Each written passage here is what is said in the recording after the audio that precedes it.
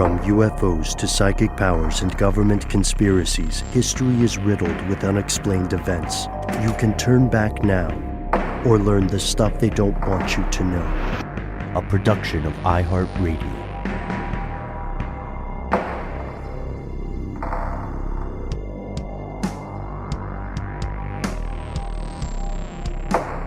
Hello, welcome back to the show. My name is Matt. Our colleague Noel will be returning shortly. They call me Ben. We're joined, as always, with our super producer, Paul Mission Control Deckant. Most importantly, you are here, and that makes this the stuff they don't want you to know. This is a free show. Some of the topics we cover are not appropriate for all ages, but importantly, we don't ask for ID. You don't need to present any paperwork to us to hang out with us on the show. But, you know, Matt and I were talking about today's topic a little bit off air earlier, and I forgot to ask you, Matt, what's the weirdest form of ID you've ever had? Or what's the weirdest thing, if not you, that you've seen someone else try to use as ID? Oh, that's a good question. I'm rewatching Utopia, the remake of the British version for US television on Amazon. And the weirdest form of ID in there is like a little name tag for like some kind of get together at a con, like a festival. And it's just a kid who scrawled his name on it. And it was accepted. He got the room key and then it led him down the path. For me, it's always just been a driver's license. Really, that's the only thing I've ever had outside of like a campus ID for a college. Campus ID. Yeah, people still use that for discounts, movie theaters and so on in the U.S. A lot of people use passports. I've used a passport for ID multiple times. I've seen some things that didn't work.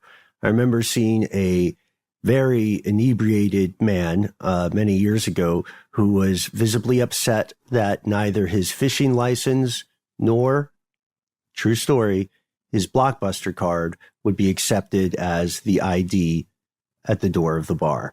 And if you're hearing this, man, I hope you found your license. But that was like more than a decade ago. So it was very, very strange situation. But we know people need ID, right? How else can you know someone is who they say they are? I think most people on the planet agree that, like, even if you are very, very far right, you're very, very far left, one thing you can agree on is that certain activities should at least be age restricted. And that's a big role that our ID system in the U.S. plays. You wouldn't, for example, want a 6-year-old raging at a keg party. You also probably wouldn't want that same 6-year-old hot rodding down the interstate on a Porsche or flying a plane. That's why we have driver's licenses, pilot licenses, things like that. Although they are just meant to say that you are legally allowed to operate a vehicle of one sort or another, because America has such a huge car culture, they function as IDs. Matt, that's a question I had when it comes up cyclically every time there's an election.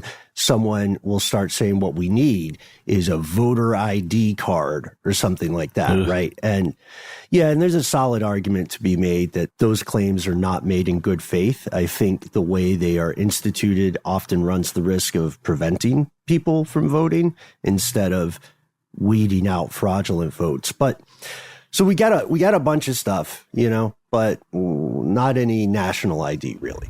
Yeah, as of right now, we don't have a national ID here in the States. And, we said at the top, but the primary reason to have that ID or to have it function in the way that it does here in the U.S., the driver's license, is because it contains on it a certain amount of private information, your private information, and it is controlled by some government entity. Right? Or in this case, like Department of Motor Vehicles within your state. It's controlled by that, which is then in turn ties to the federal government. So it makes sense why you would want something like that. This whole episode, we're going to be talking about the dangers of having a physical thing like a card that has lots of personal information on it and how that changes when it becomes digitized. Right. Yeah. So a lot of people in the U.S. in particular might have a driver's license, but might not even drive, especially if they live in a very crowded city. They might be way more likely to pull that little card out when they're trying to buy alcohol or tobacco or certain medicines or other age-restricted products. That's why a lot of people get a license or a state ID in the first place. But you brought up an important just to prove point. age, right? Yeah, just to prove age. You brought up an important point when you mentioned the move to a digital sphere. The idea of a physical license or ID might not be long for the world in a very real way. Here are the facts. First, concept of an ID. Identification document. We'll just give you some quick history. It's pretty old. One precursor to this came up in 19th century France. So Napoleon, we remember that guy. He was in Bill and Ted. Napoleon wanted to kind of streamline the French government after the revolution between 1789, 1799. So he brought some clarity to property rights. He made these new kind of organs of the state, bureaucratic offices. And he also introduced a system of ID documents for workers. He did this in the early 1800s, 1803 to 1804. At first, these pass cards, were just intended for people in the working class, but these reforms inspired other countries to follow suit. The streets, as they say, were watching, or Matt, as you just pointed out, the streets around my neighborhood are growling more often than not when we record. Let's talk a little bit about Sultan Mahmud II. He was pretty impressed with what Napoleon was doing. And by 1839, he thought, this is a great opportunity to build out state capabilities through systems like this, identification systems.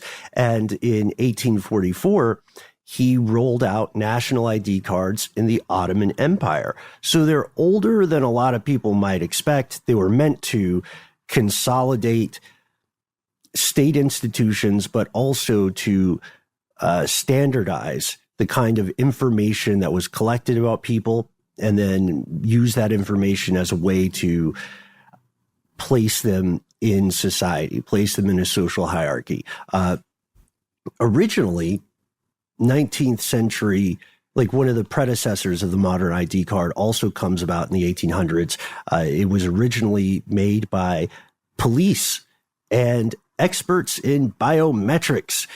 These ID cards were a response really to a changing world. We're talking about the industrial age. People are moving around the world at an unparalleled pace.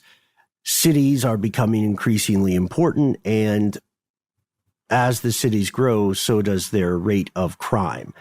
It's so weird, but it makes sense. Their solution makes sense at this point.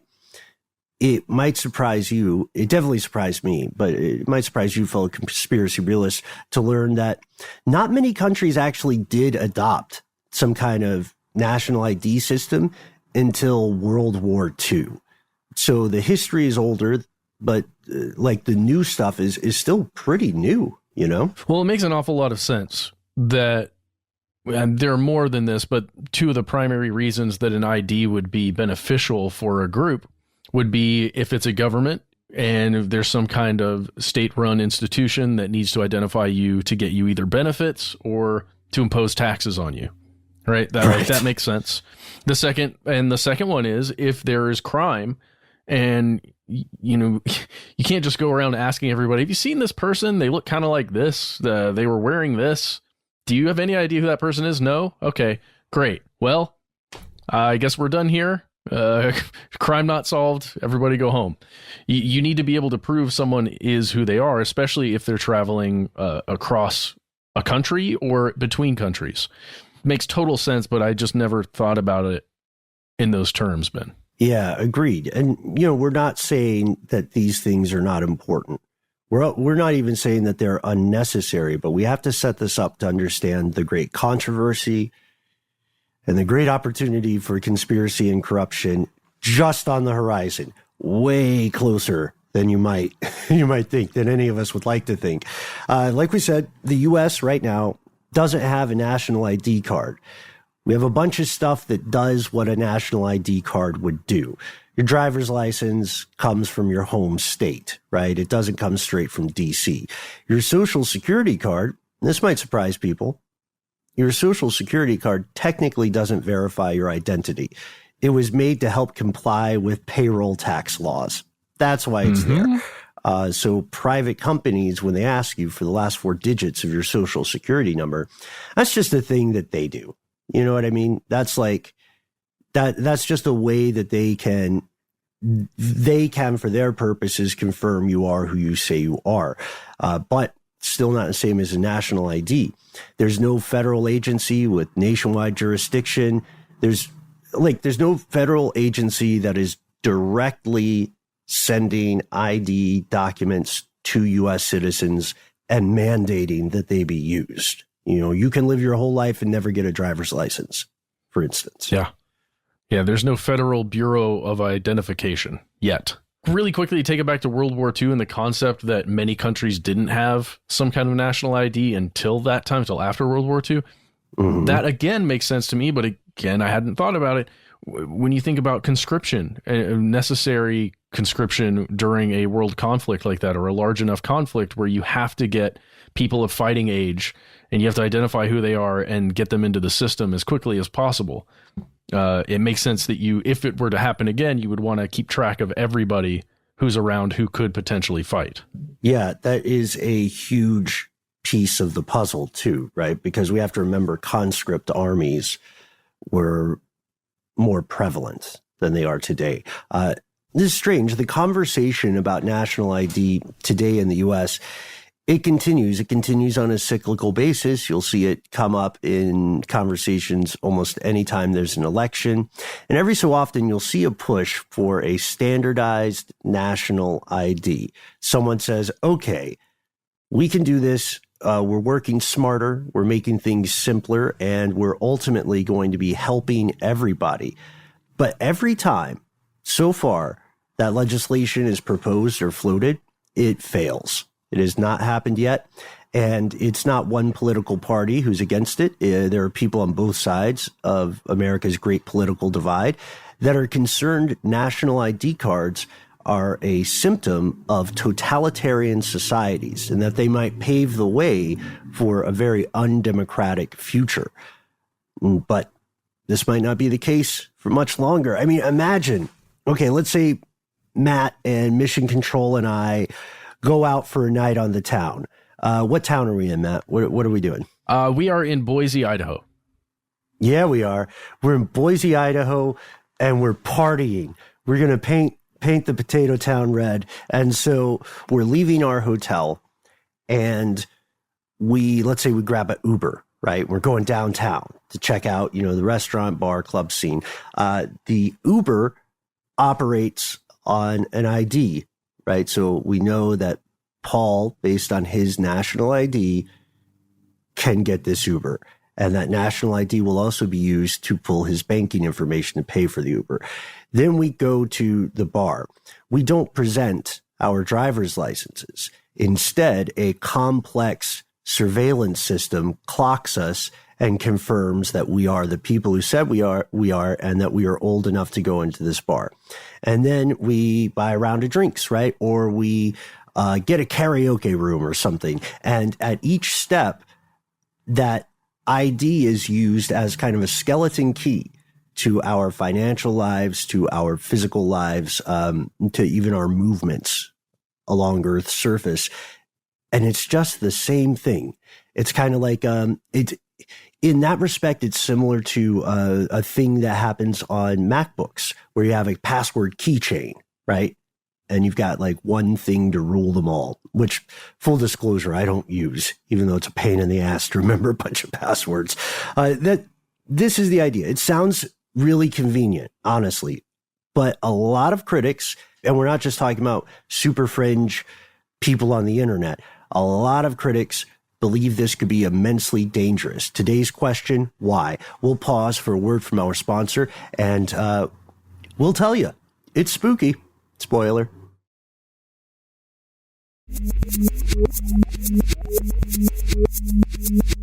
Here's where it gets crazy. Ben, before we jump in that setup that we had in Boise with Paul, are we carrying something? Is Paul carrying something with him that is getting clocked? Is it biometrics? Is it just his phone that's getting verified? What do you think? Well, ideally, it would be a system with multiple possible inputs. So there could be something on his phone that uses facial recognition. But then when we get to the Applebee's, which is obviously like the big ticket party for us, then there could be something like CCTV or some kind of camera that's cloud connected that can also verify that biometric information and then cross-check it against the geolocation capabilities of that phone and then say, yep, these are the right guys. They're in the right place. Let them in. They got some apps to eat.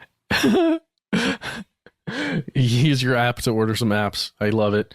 Let's do it. Let's make an app just called App. Someone has beaten us to that already. If not, how disappointing. You're right, though. Like, that's a good question, because then if you're a person who wants to avoid being sucked up in a system like this, then logically you could just say, I'm going to use an old flip phone, a phone that's just a phone, right? And even that still has some location information about you. Then you might just say, I'm not going to use a phone at all. I'll just see you when I see you. You know what I mean? Write me a letter. Yeah, but your face is still there at the Applebee's. Your face is still there. I bet you could just wear a giant mask or something. Like a giant eyeball, maybe. Something that helps you blend in, right? Yeah. So this is, that joke will make sense in fall. Huh. So, so the fascinating thing about that is what you're saying hits on something that I believe is really important and more people need to be aware of. In the U.S. and in many other countries, the law generally states that one has no expectation of privacy in a public space, right? And if you are in a private space, technically any restaurant you go to is going to be a private space. It has owners and they're not the government. They can capture your image if they wish. It's kind of up to them what they want to do.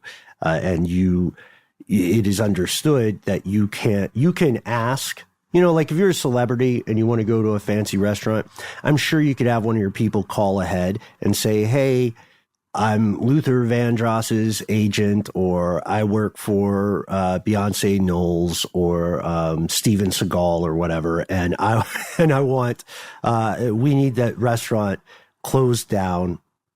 We're just going to have our VIP there so we can keep things private, keep the paparazzi away. You can do that, and restaurants will do that because you're paying them. But if you're just a normal person, a non-famous, non-wealthy person, and you show up, then there's not really much you can do. You can't say, don't take pictures of me at Applebee's. They'll be like, well, don't come back. When you go to Applebee's, you have to take selfies. What is wrong with you? It's the whole point of being at Applebee's. Right. People need to know. People need to know that we are living high on the hog. This is not science fiction. This digital ID we're describing. It is not. It is already happening. It just hasn't hit the U.S. in quite the same way yet. But countries across the planet are already doing this. India is doing it. Australia is working on it. Of course, China will, I imagine, do some extreme things with this kind of system. Canada as well. Yeah, Canada, which means Five Eyes is going to lend their tremendous data to something like this. Governments want to digitize. What they're really doing, they're digitizing you as an individual. They want to digitize you as a citizen, because if you believe, like if we just look at the good stuff, if we look at the silver lining of the storm cloud on the horizon, we see a world the selling points. Yeah, the selling point. Ooh, there we go. Yeah, the selling points, the silver lining selling points. What we'll see is that governments want you digitized because they believe this can improve access to government services, and the private industries love the idea of making it essentially easier for you to say yes to stuff. A lot of private industry, like marketing, advertising, it's figuring out how to get you, specifically you, to say yes to a thing, to spend that time, to spend that money, and to become converted as a consumer. And also, there's a really interesting episode we did on Ridiculous History years and years back about how people stopped being referred to as citizens in the U.S. and started being referred to as consumers. Careful, small change, but it's a big deal. So do check that out. I don't know. It makes sense, right? Because you're kind Certainly. of like companies sandbox people so effectively, and they make a lot of money off that. Oh, yeah, definitely. And, really the governments in these countries are going the stamps.com route, where a lot of the rhetoric I've heard when it comes to promoting this kind of thing, it is, you'll never have to stand in line again at the DMV or at the whatever X place is to update your ID every certain time frame, or you'll never have to wait to get something back from the government when you submit forms over some system. It's all just going to be digitized. It'll be lightning fast and it'll all be accurate. It makes sense that government and private institutions would be very interested in this. And as you said, Ben, particularly in getting you to click. Oh, yeah. And then also being able to share data with each other in a way that is exponentially more powerful and sophisticated than what's going on now, even with outfits like Cambridge Analytica. They would be able to look at every move you make, every step you take. They'll be watching you. That's the idea. It is not necessarily sinister. It's seamless. It's convenient.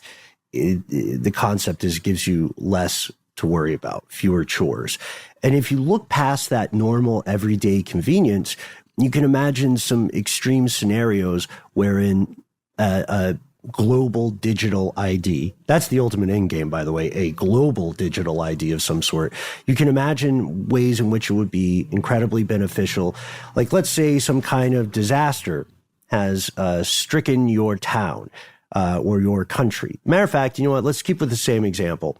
After Matt and Mission Control and me leave Boise, Idaho, something terrible happens in Boise. There is an absolute natural disaster. No one predicted it. Hundreds of thousands of people are fleeing.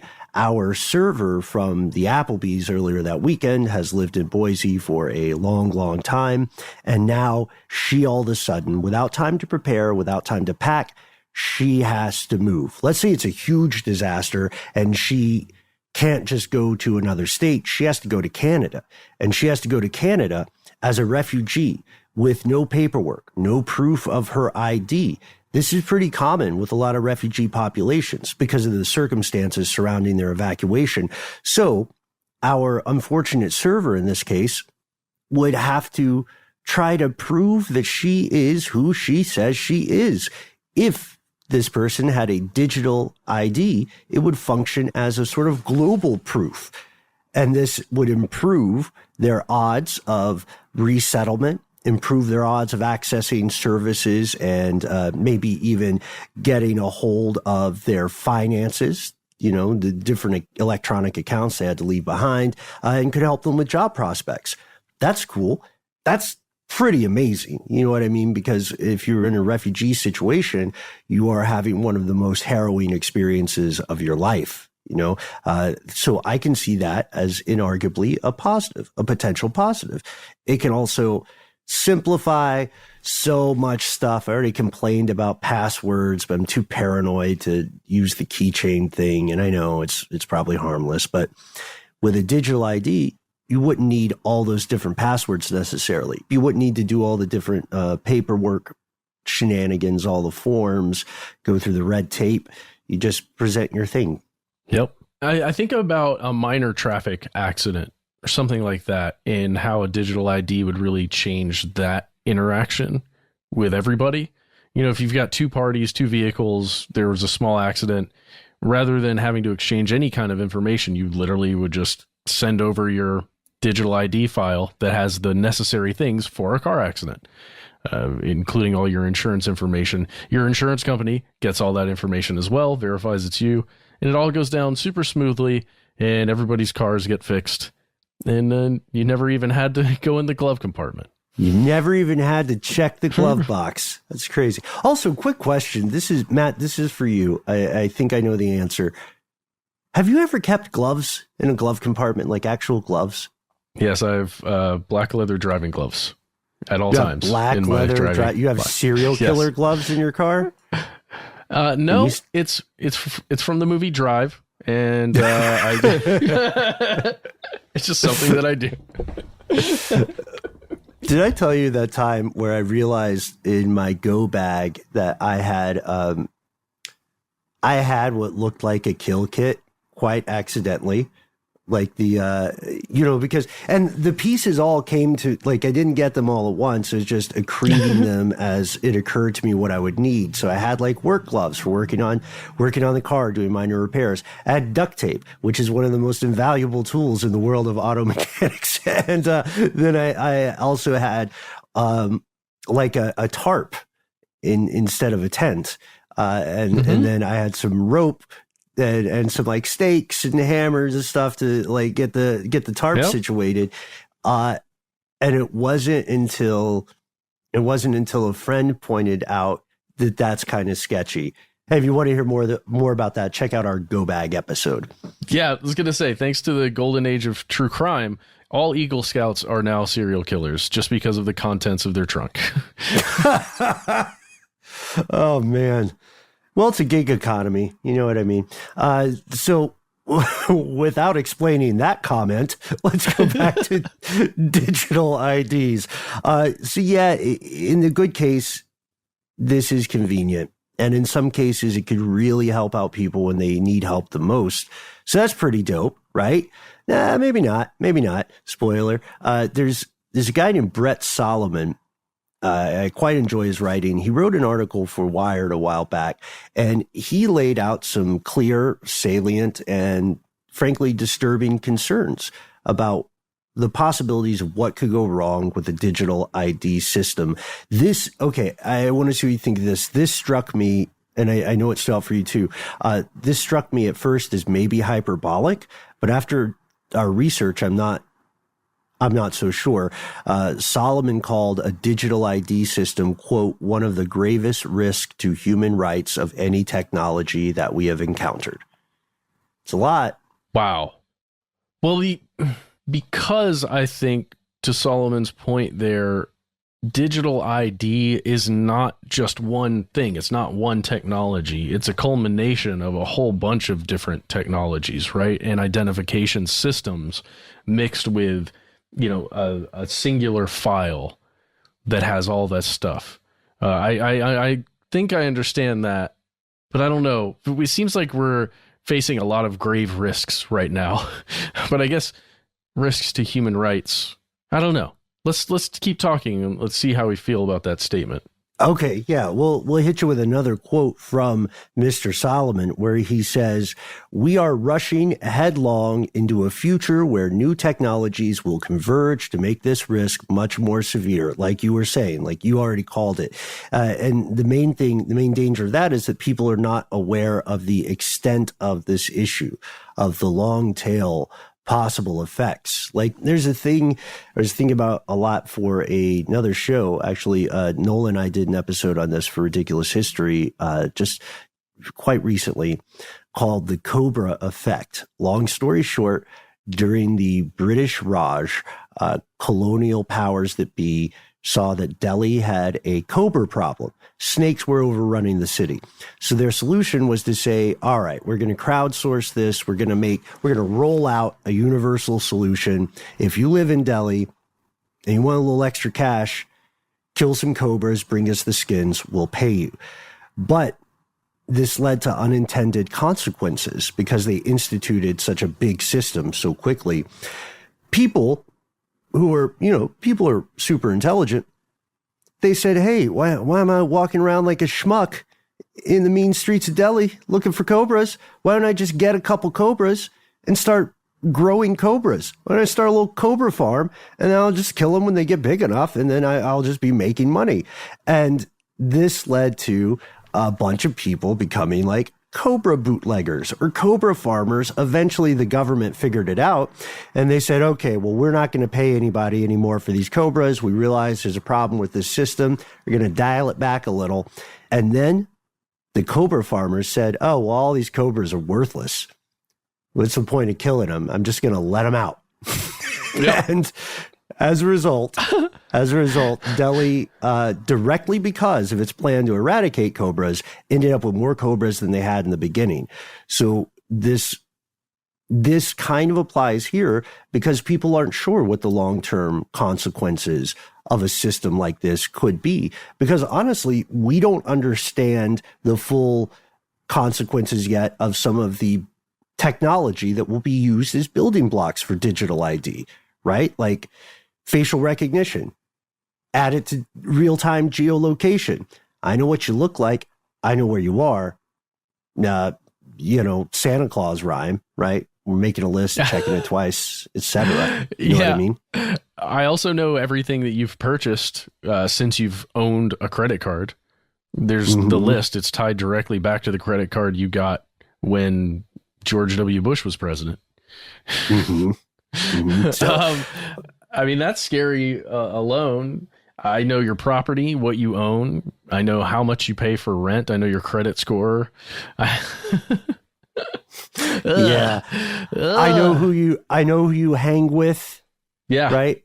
I know your, let's see, I know your friends at a Kevin Bacon level, and I know who they know, and I know who they know. So this dramatically erodes, if not completely erases, the concept of privacy, right? And there's been a concerted effort, I would say, in the zeitgeist to make privacy concerns seem less important than they are, because it's beneficial for companies if you don't worry about it too much.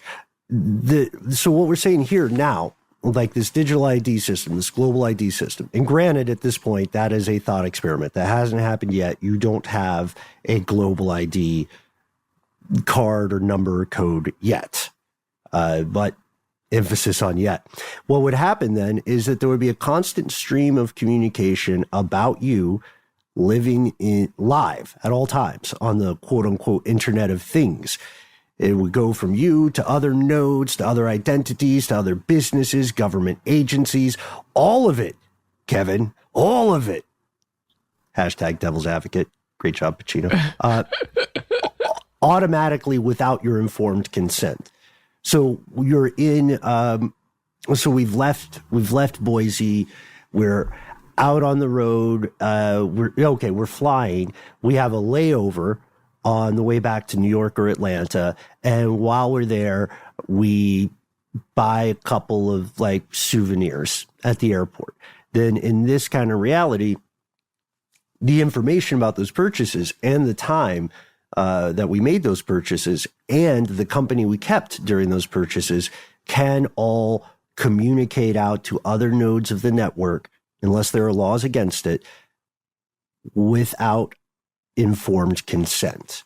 You know what I mean? On the off chance, for some reason, if you didn't want your credit union to know that you were leaning on a different credit card pretty heavily to buy like a miniature replication of that weird nightmare horse at the Denver airport, you couldn't stop them.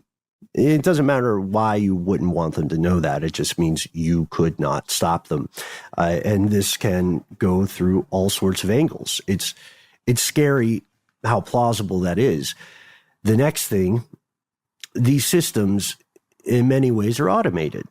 Machine learning, artificial intelligence, they're being used already without a world of digital ID to make decisions based on the electronic footprint or the data footprint they have of you in your past actions and your current actions. And it's all about predicting your future actions. Like Matt said, it's all about getting those clicks.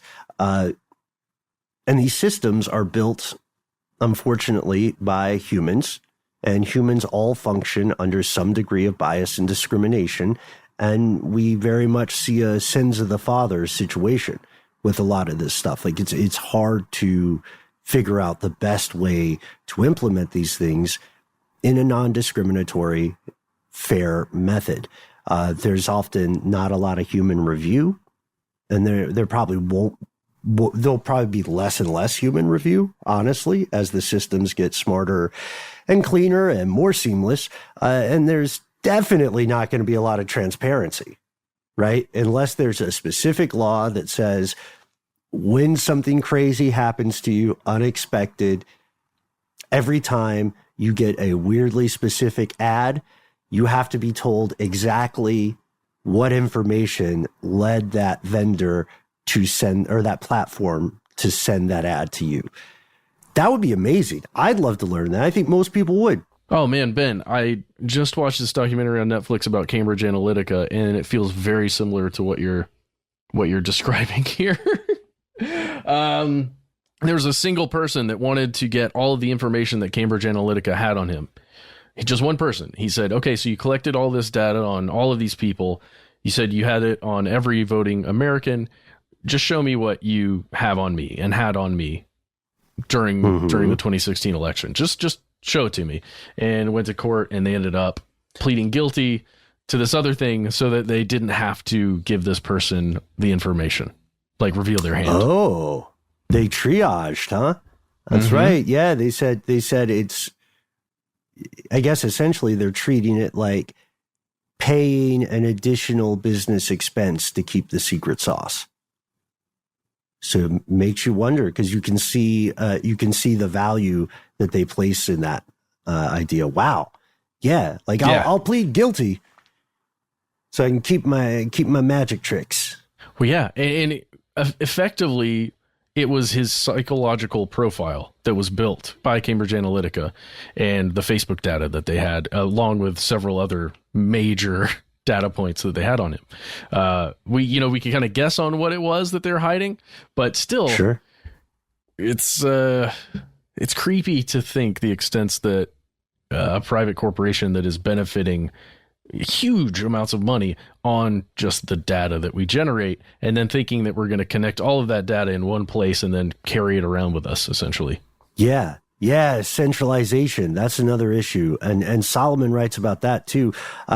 He says the problem with this is that there are things like social credit systems. And I love that he points that out, like China's Sesame Credit social credit system, which was opt-in and then became mandatory. And we called it. The issue with this centralized digital ID is that it means there is a possibility that your participation in society could be quickly and easily cut off, right? Imagine you're going somewhere, like we talked about in the sanctions episode. All of a sudden, ATMs work for other people, just not for you. You know what I mean? Another like paranoid, more extreme spectrum of this, you have a vehicle, your vehicle totally works, it's in good condition, you get in to start it, but something about your ID won't let it start. You know what I mean? Like that. And again, not to spook people too much, but we need to understand that those are possible things in the future. Yeah. I mean, go right now, try getting on an international flight without a passport. Just see what happens. See how you, I mean, it's not going to happen. And imagine that, as Ben said, if your vehicle depended on you being the person that's trying to pilot that vehicle or just drive it. You can call it driving, whatever. I like piloting. I feel like when full digital IDs happen, I mean, we're going to be piloting vehicles rather than driving them, but that's fine because I can't imagine this is happening anytime soon, but it is. Yes. Yeah. So there's another question that we have to ask, like digital IDs may well become necessary for you to function in future society. As society becomes increasingly digitized, not having something like this may mean that you start to live in a very different world. If you don't have a digital ID in a digitally connected society, do you exist? We're going to pause for a word from our sponsors, and we'll return with some of the not so nice things about this. Oh, wait, we're just now getting into the not so nice things? Oh, boy.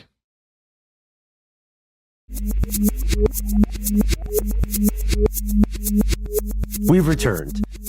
So the stuff that we outlined as both possible benefits and both possible dangers, governments already know.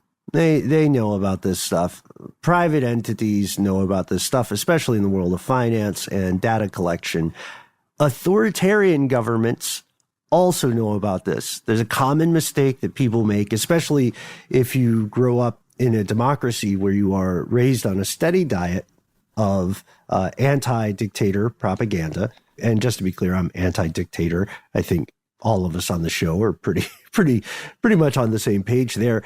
But for an authoritarian government, this is a tremendous opportunity. Matt, you and I are talking off air about it. And I said it in slightly more blue terms, but if you were a dictator and you sat down and said, how can I build a better surveillance system for oppressing dissent? You couldn't. You would build something like this. This is like a birthday gift for those sorts of governments. They can be easily leveraged for exploitation, for abuse. You can imagine any demographic you wish. Like there's a world in which you could say, for instance, let's say Estonia has decided for some reason to track and imprison blue-eyed people. And they had this digital ID kind of thing. And that's a weird example because Estonia, I think, has a pretty high percentage of the population who are blue-eyed. You could do it with this thing. You could say, well, I don't even want to track him. I don't like the sky-eyed people walking around getting driver's licenses and going to ATMs and stuff. So just cut them off. And then you could enter that little piece of biometric info into the system and then pop the thing and boom, there are restrictions on what their digital ID allows them to do. That's the concern. And we're just picking blue eyes as a biometric quality because it seems relatively innocuous.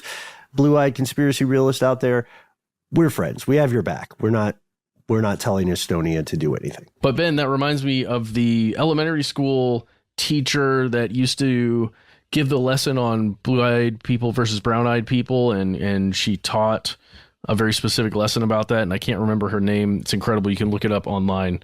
You can watch a whole video of this incredible teacher just giving this example to teach children what it feels like to be othered early on, in education. But, what if those IDs have, ethnic background information? What if they have religious background information attached to them? Like, what does that do? Think about that, at least over the course of history, what we've seen. Right. The human track record, which could be best described as not great. Don't love it. Anyhow, so we've talked about, and we're going to get to that because I think that's one of the most important points of today's episode. And it's one that is also, unfortunately, the most plausible. So we talked about discrimination. We talked about surveillance, talked about privacy concerns. We should also talk about security because these things could be easily hacked. As a matter of fact, Matt and I were earlier talking about big data breaches that just popped up in the news and disappeared. And there may be a future episode on that coming your way. And one of the questions we'll try to answer is why those disappeared from the news exactly, or why the mainstream news treated those things the way they did. But maybe for our purposes now, it's best for us to look at an example of a digital ID system in action. The best way to do that? India's National Digital ID Framework. One system to rule them all. It's the world's largest of its kind, and it was recently shown to have been compromised. The case went all the way to the highest court of the land, and I guess we could describe it like this. So its street name is Aadhaar. Its technical name is the UID program, and Aadhaar, by the way, is a Hindi term that kind of translates to foundation. So foundation was made in 2008, kind of a while ago now. It is a unique 12-digit number that is assigned to every resident of India. It's linked to their demographic data, their biometric information, and it is right now the largest thing of its kind in the world, which means also it's the largest thing of its kind ever in human history. So it also got tied to all these other services, like how to get rations if rations are being distributed. It ties into your banking. It ties into your internet services. It ties into your international travel. It even ties into your marriage registration, because you have to prove that you are who you say you are. Private tech firms, they're using it. They're using Foundation or Aadhaar. And Facebook, you would love this, man. Facebook is even testing new logins on its platform that would require Indian users to use that national ID to log in. So you couldn't just be like, queso boy at yahoo.com or whatever.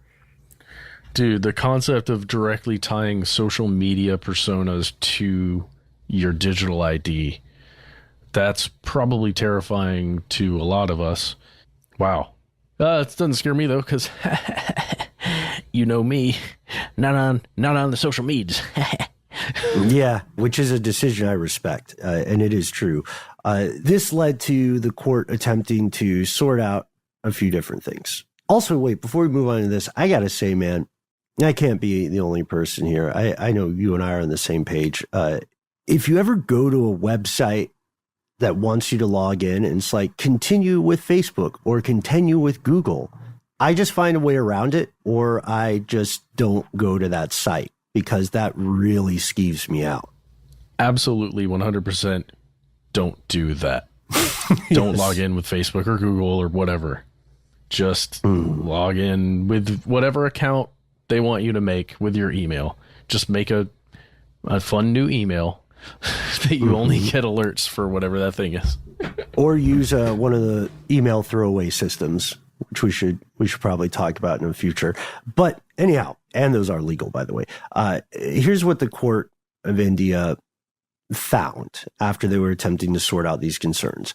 They said, 1, private companies cannot demand that you use Aadhaar.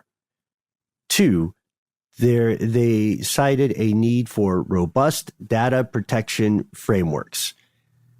Essentially, they recognized a problem. They said, yeah, we get it. We get it. That's not a good look. And then 3rd, surveillance. For the first time in the laws of India, now the high court justices will have to be consulted in any data disclosure request for national security related demands of like we think this person may be involved in terrorist activities. That's the easiest example. We would have just pulled their card, you know what I mean? And figured out what's what.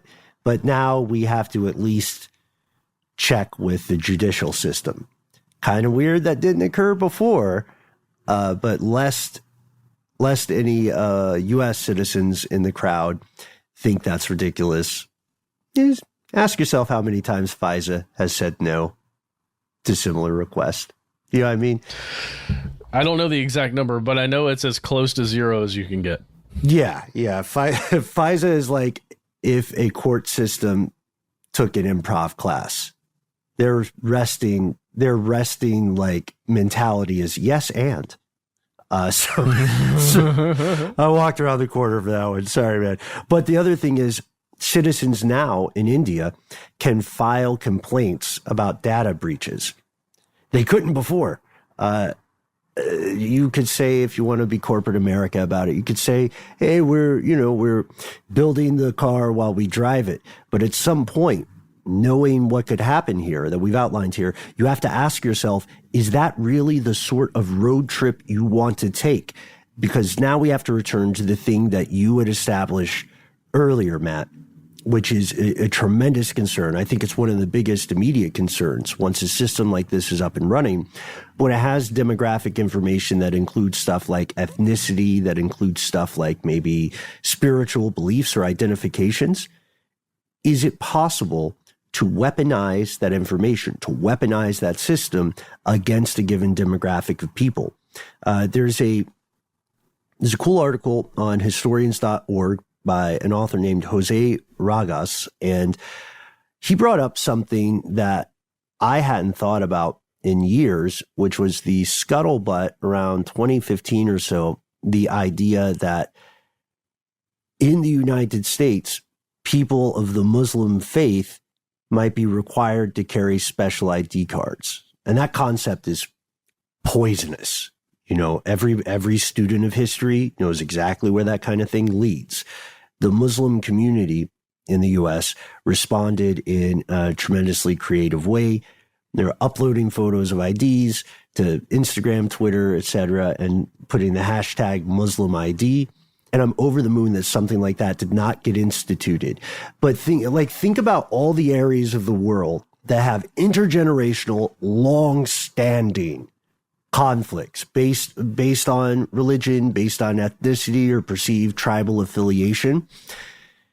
This could become a powerful battle between a powerful tool in a battle between conflicting groups. It's way deeper than just having a driver's license that could also be your passport when you need it.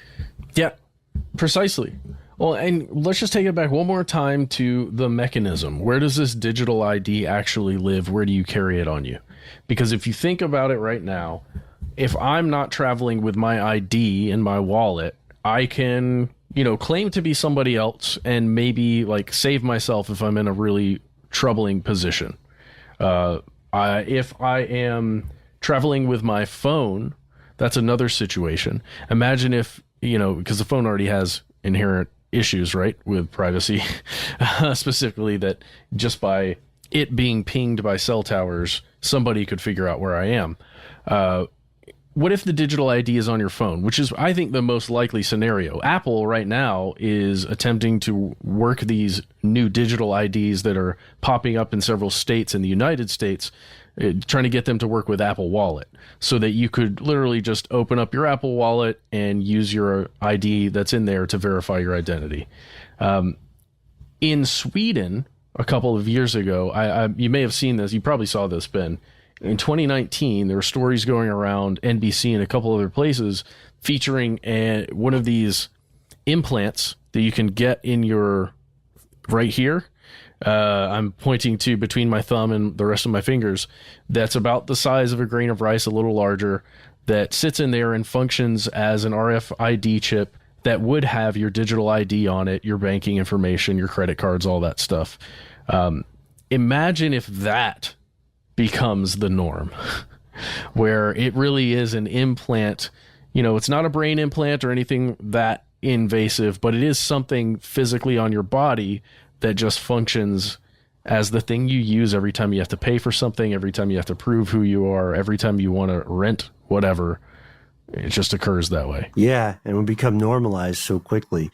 Right now, that kind of stuff is largely in the world of wetware enthusiasts, which we talked about. It's becoming, we did talk about, but it's becoming pretty mainstream in Sweden and a couple other countries in that region that are just looking forward, I think, more so than other places, specifically the U.S. Yeah, 100%. To quote Chuck Palahniuk, I am Jack's complete lack of surprise. You know what I mean? Mm-hmm. There's always, with these sorts of societal changes, there's always a tipping point. You know what I mean? If you were alive before the time of cell phones and smartphones, then you have seen how quickly widespread adoption can occur, right? And if you are working at an economy of scale, there are some really clever things you can do to incentivize adoption. So you can give people discounts on stuff if they have, this implant here. You can also have it show up in a flattering way in works of fiction, right? Like sunglasses were popularized by celebrities, even though First Nations people had pretty much made up sunglasses thousands and thousands of years ago, right? No one cared until the tool of fiction was used to leverage that. And we're not saying that sunglasses are the same as smartphones or the same as, this concept of a digital ID, but it's important to know how these ideas can be spread and propagated to you. With that, we have to ask for your take. What do you think? What is your personal cost benefit analysis? Would you be okay with a digital ID? What do you think about the data collection systems that are going to function with a digital ID? The things that actually scan and pull all that data in. If a government agency can create something like that, don't you think smart people, engineers who maybe have nefarious ideas about what to do with that data and how to get a hold of it, don't you think they could scrape up that stuff if we're just walking around with it on our persons at all times? That worries me. What do you think? Yeah, and what would it take for you to adopt this? Again, I think of Gattaca and the way that certain genetic standards were instituted on the population. There was never a law saying you can't just be a regular born human, or just a bunch of laws saying that regular born humans can't do certain things. So yeah, it's strange. It is strange. It is in no small part disturbing. It hasn't happened yet, but it's probably some form of this, some aspect of it is on the way. And we want to know if you think that's a good thing, a bad thing, or just a thing. Are these concerns overblown? Let us know. We try to be easy to find online. Facebook, here's where it gets crazy. Instagram, stay tuned for some other announcements we have. You can also find me on social media at BenBolinHSW or at BenBolin on Instagram. If you want a behind the scenes look at some of the stuff we're working on or any weird questions, send them my way.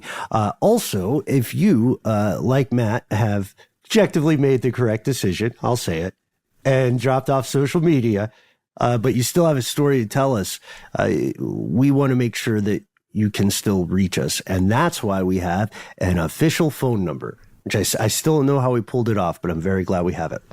Yes, we do. That number is 1-833-STDWYTK. When you call in, give yourself a cool nickname.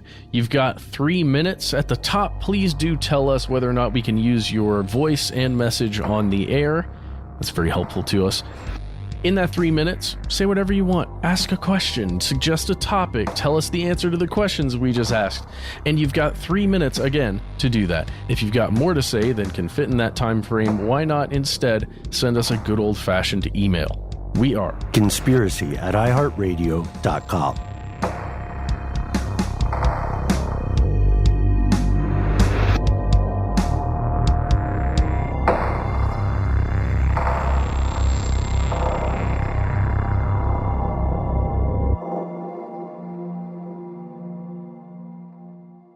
Stuff They Don't Want You to Know is a production of iHeartRadio. For more podcasts from iHeartRadio, visit the iHeartRadio app, Apple Podcasts, or wherever you listen to your favorite shows.